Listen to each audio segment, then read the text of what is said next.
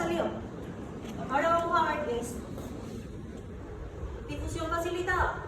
Dijimos que la difusión facilitada utiliza proteína transportadora, es decir, utiliza una proteína que cambia de conformación. La difusión facilitada es parte del transporte pasivo, por lo tanto el movimiento de la sustancia va a ser de mayor concentración a menor concentración. El movimiento es de donde hay más hacia donde hay menos, eso no cambia, por eso es parte del transporte pasivo. ¿Cuál es la diferencia? Que ya no utiliza canales, que ya no pasa directamente a través de la bicapa, utiliza una proteína que cambia de forma, proteína transportada. En la difusión facilitada dejamos pasar glucosa y aminoácidos. Lo que más se suele estudiar es el transportador de glucosa. Dice, la difusión facilitada ya dijimos, se da a través de proteínas transportadoras, que en difusión facilitada estas proteínas transportadoras se pueden llamar permeasas o carriers. Cuando hablo de permeasas o carriers, estoy hablando de difusión facilitada. Ok. También son proteínas integrales que cambian de conformación, es específico para una molécula. Si esta es una permeasa de glucosa, va a dejar pasar glucosa. Se saturan, quiere decir que tienen un límite, hasta un límite no más pueden dejar pasar. Después ellas se cansan y se cierran. Son bidireccionales, que quieren decir depende del gradiente de concentración, pero lo más, cuando hablamos de difusión facilitada, la concentración más hacia menos, ese es el movimiento. ¿Podrán repetir? Ok. Por ejemplo, fíjense que esta permeasa, este carriers, solo tiene lugar, este ejemplo, este dibujito, solo tiene lugar para una glucosa. ¿Sí? Entonces se abre, entra una glucosa, cambia de conformación y las otras glucosas tienen que esperar su turno. Es decir, que así como el elevador, ¿cuánto dice para cuántas personas es el elevador? 6. Para 6 personas. Bueno, 6 personas nomás pueden entrar en el elevador y el resto tienen que esperar a que el elevador se desocupe para que se suban las 6 personas. Algo así es la saturación de cargas.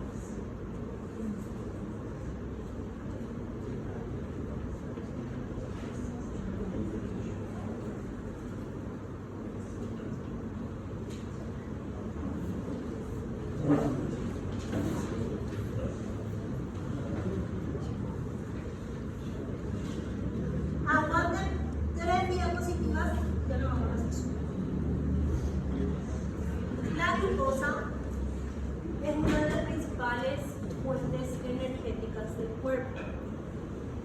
Es más, el cuerpo prácticamente utiliza glucosa. No tengo glucosa, agarro la grasa y transformo en glucosa. No tengo grasa, agarro la proteína y transformo en glucosa. Pero al final todo se transforma en glucosa y después de la glucosa la ATP. Por ese bendito proceso de glucólisis que ustedes van a estudiar en bioquímica. Así que ciclo de Krebs, ¿cuándo van a usar el metabolismo energético? Así que después del ciclo de Krebs. De memoria, decorando por bailecito como quieran. Pero eso que tanto, para que estudien y decir cuándo voy a usar este ciclo de Krebs. Nunca en mi vida voy a usar en un paciente. Y no vas a usar en el paciente como tal, pero te va a ayudar a entender el metabolismo energético del paciente y cómo va a funcionar su glucosa y el resto del metabolismo. ¿Sí? Entonces, como base, funciona. Ok. Entonces, los transportadores de glucosa tienen una abreviación. Las permeasas de glucosa, los carriers de glucosa, tienen una abreviación y los llamamos GLUT. GLUT 1, GLUT 2 normalmente solemos encontrar en páncreas. GLUT 4 normalmente solemos encontrar en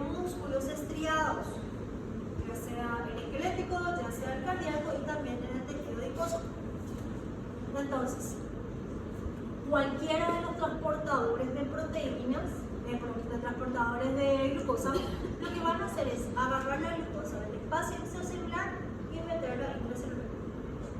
Esa es la función de los transportadores de glucosa. Glucosa, espacio extracelular, meto el espacio intracelular. La cantidad de estos GLUT pueden, más o menos, son 5 tipos. Ya les dije, 1, 2 normalmente suele estar en páncreas, el 3 y el 5, después lo vamos a ver, si llegamos a ver, el GLUT 4, al músculo. Nosotros lo que vamos a estudiar ahora es músculo. ¿Sí? Pues los siguientes capítulos del libro. Entonces, para que mi corazón pueda trabajar, mi músculo esquelético pueda trabajar, yo necesito guardar glucosa. ¿Y cómo voy a guardar? A través de su piel. Si yo como una comida rica en carbohidratos y no quemo esos carbohidratos, el exceso de carbohidratos se va a guardar como grasa.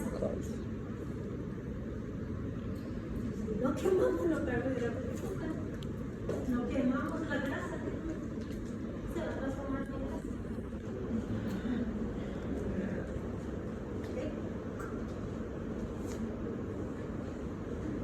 Porque a nuestro cuerpo le encanta ahorrar. No da gusto, ahora sí da gusto gastar dinero. Ahorrar puede ser, pero gastar tampoco. Cuando tenés. Pero cuando no tenés, no da gusto. En fin, no importa eso. A lo que vamos. Mi cuerpo normalmente tiende a ahorrar energía. Fíjense nomás. Todos buscan la forma más fácil de trabajar. La forma más fácil, el menor esfuerzo para estudiar. ¿Estamos preparados para buscar la forma menos difícil de hacer el trabajo? ¿Por qué? Porque si es más difícil, necesito más energía. Entonces, ¿qué es lo que hace el cuerpo? Si yo tengo un exceso de alimentación en carbohidratos, mi ingesta es mayor que mi gasto, ese exceso se va a guardar como grasa. Por eso el paciente come mucho, tiene sobrepeso, y si sigue comiendo sin gastar, tiene obesidad.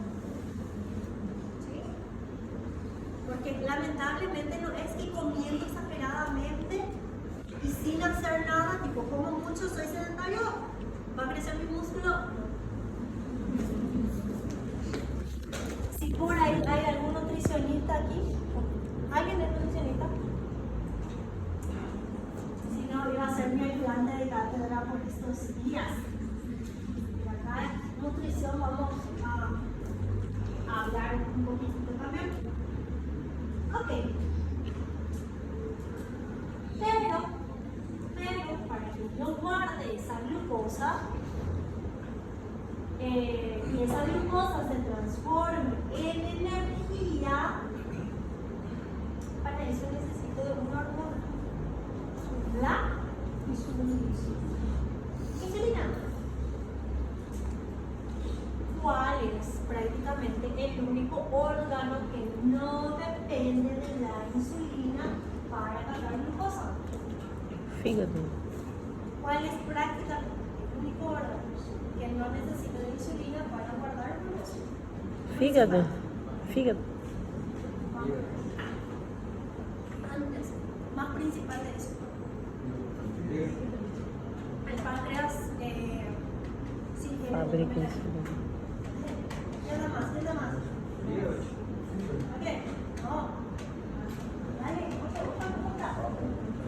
Ahora pueden creerse, no sé, Neymar, Cristiano Ronaldo, pueden chutar. No. Un órgano que déjenos pasar la glucosa. Intestino. Algo más importante. ¿Quién? Ya tengo para volumen.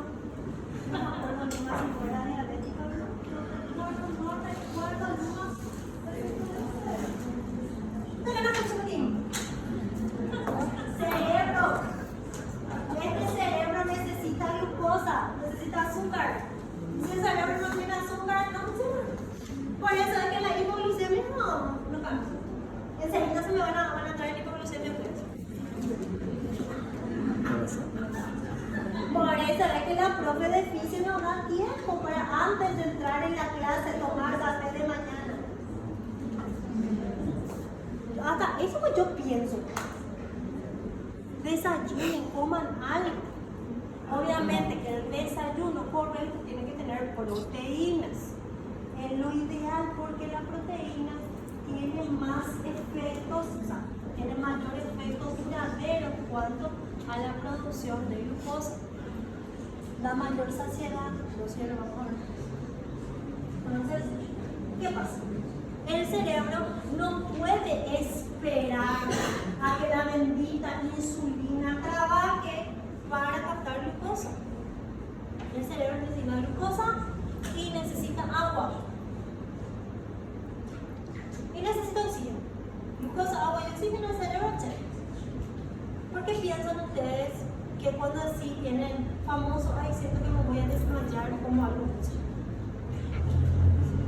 Si se dice que te vas a desmayar, no siempre aplica eso. Pero famosos toman coca, muy alto nivel de glucosa. Es bueno y no es bueno, pero por lo menos el cerebro se despierta. ¿Sí? Ahora, otros órganos del cuerpo necesitan de insulina. Necesitan que la insulina active a la membrana de ese órgano para que las GLUT puedan funcionar. O sea, hay una relación.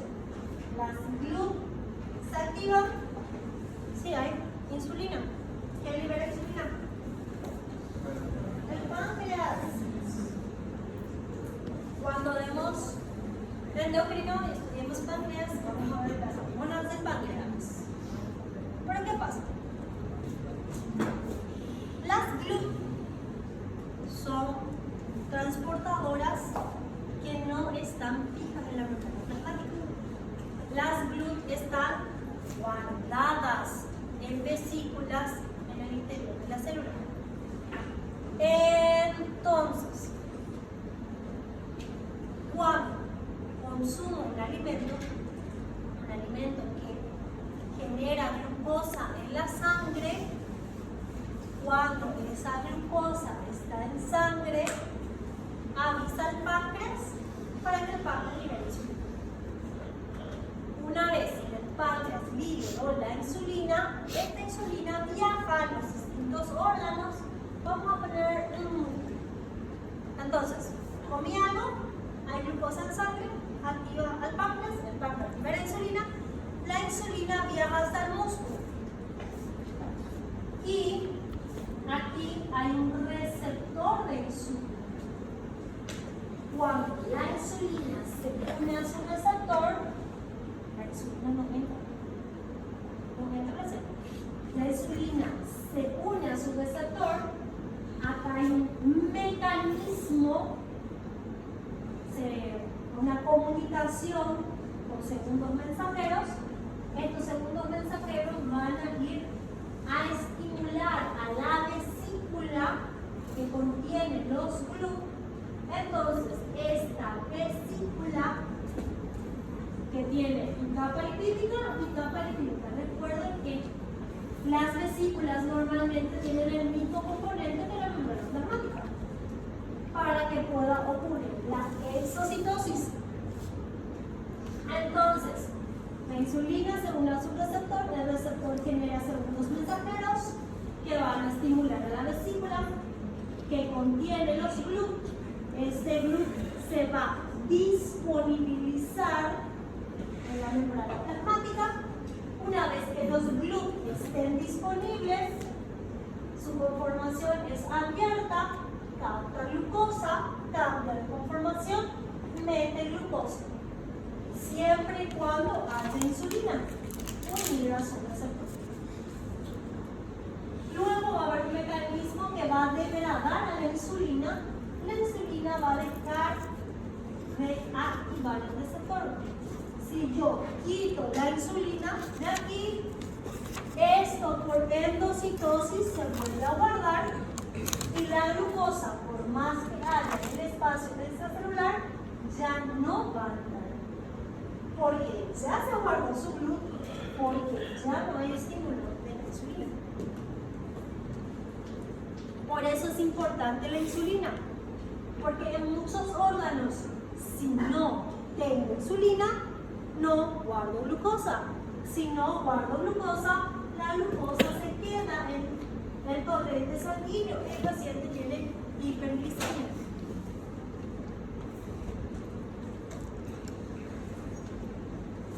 Y eso es lo que nosotros vamos a hacer ahora.